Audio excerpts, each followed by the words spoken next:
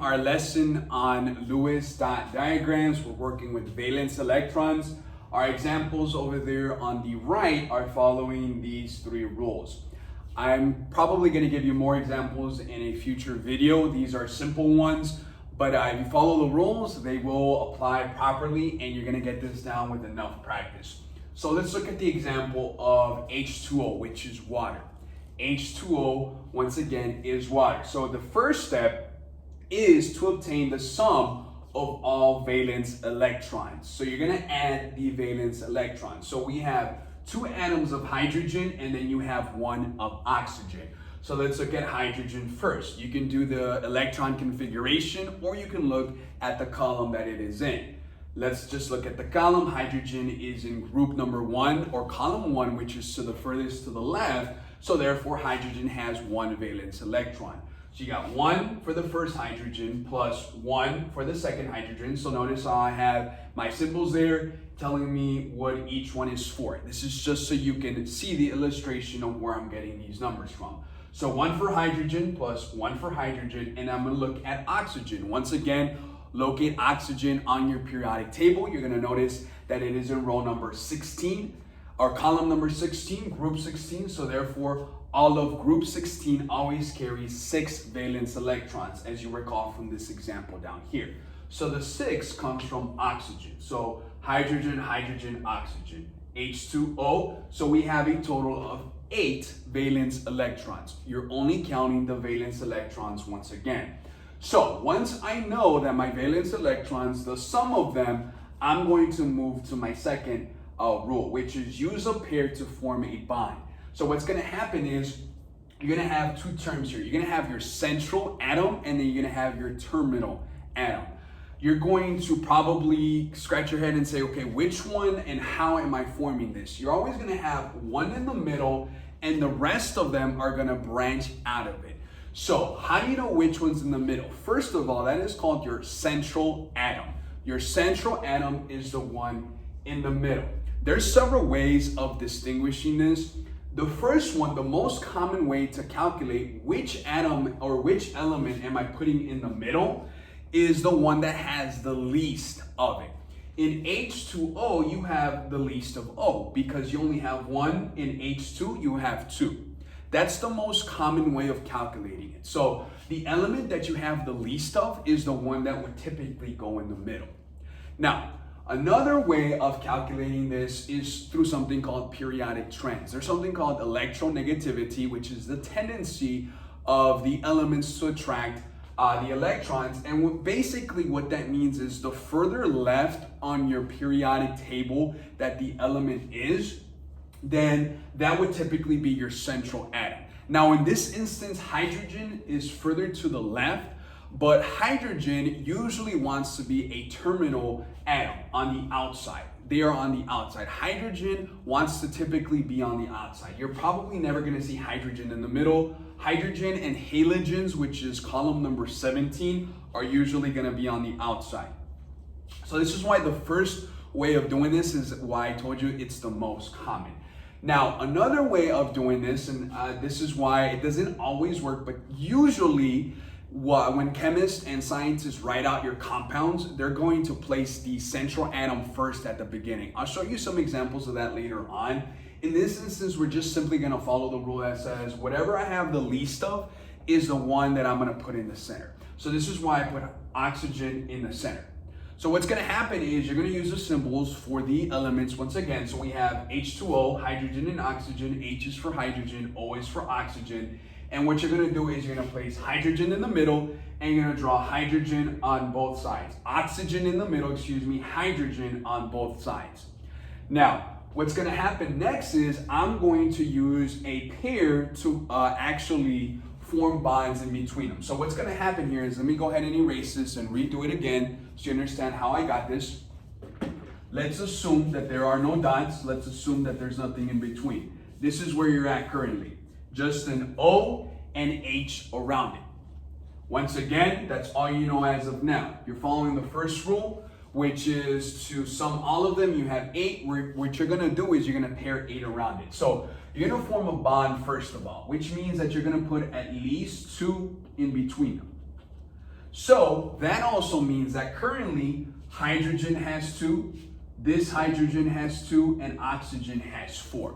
Now remember that the preferred way of doing this is, instead of placing 2 dots, you're going to just form a line. That's where I got that line from. So always assume that there are 2 within that line. So once again, this hydrogen has 2, this hydrogen has 2, oxygen has 4, 2 from here and 2 from here. Now, I want to make sure I point this out for you.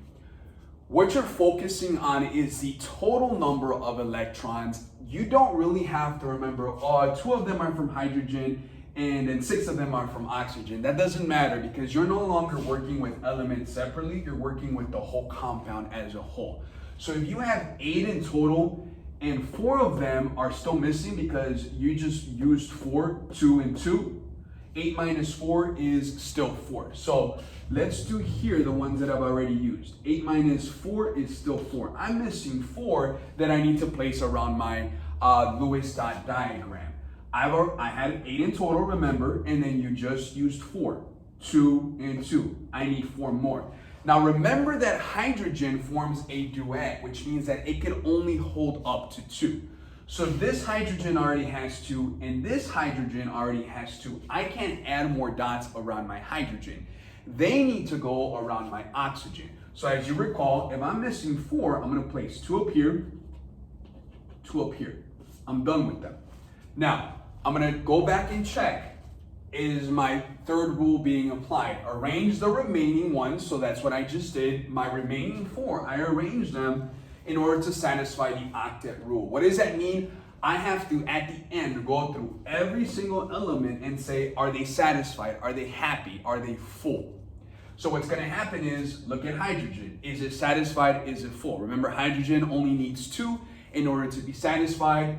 These are the 2 for hydrogen. Let's look at oxygen. Oxygen, remember, needs 8. Every other element aside from hydrogen and helium in the second row needs 8. So it has 2 from the line, 2 from the line, that's 4. 2 up here, 2 up here, that's another 4. Oxygen has a total of 8. It's satisfied. Hydrogen, once again, also has a line next to it. It has 2. It forms a duet. It is satisfied. This is the proper Lewis dot diagram for water, H2O. You have a hydrogen with a line, 2 dots at the top, 2 dots at the bottom of oxygen, another line, and hydrogen.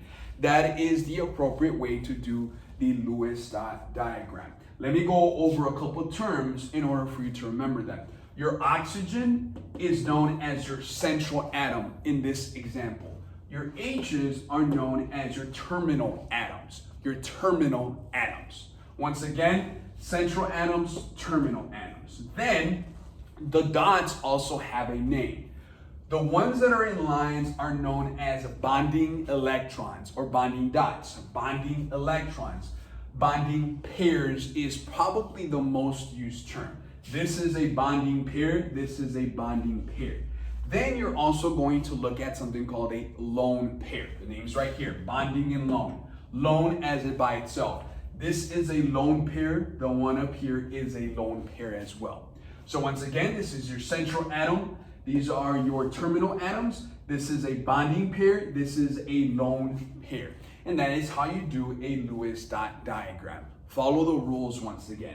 Let me show you a second example and an error that can occur that I want you to calculate. So let's look at carbon dioxide, which is CO2.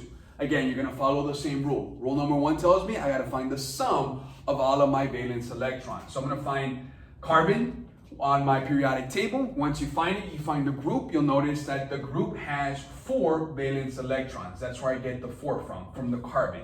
Once again, you're going to count from left to right, skipping the transitional metals.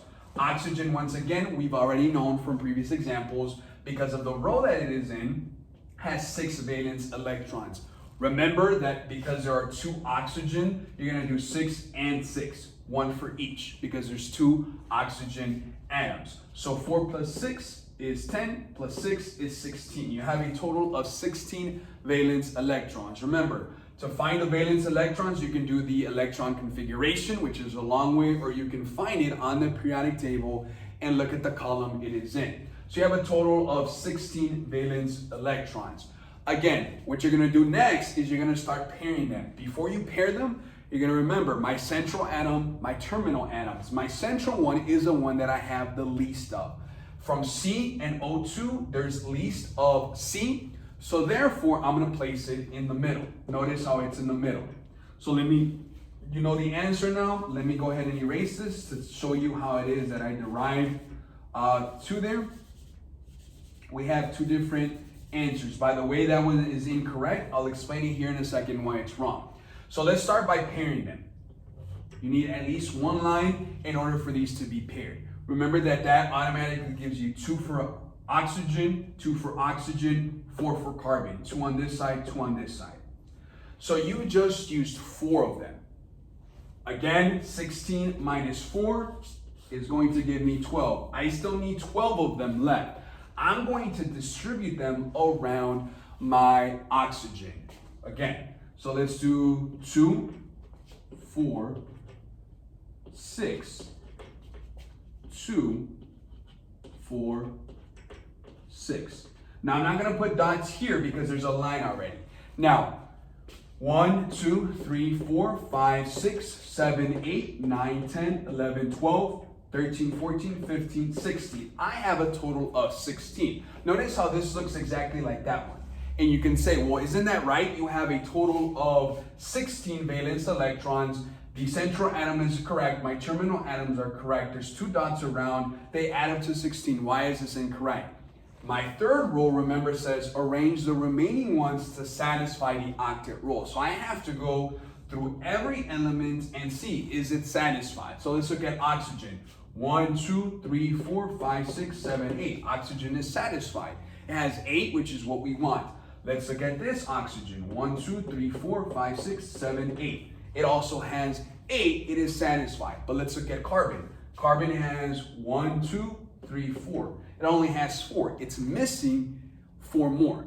So what's going to happen is if you ever get to the point where the middle one, which is the one that's typically not satisfied, is missing some, you're going to take some of the pairs, the lone pairs, and turn them into bonding pairs. So what I'm going to do is I'm going to go ahead and erase this one and give it to carbon. So this is why at the beginning you saw 2 lines. Then what's going to happen is now you have 2, 4, 6. It's still missing 2 in the middle. So I'm going to take it from the other side and you're going to add a second line.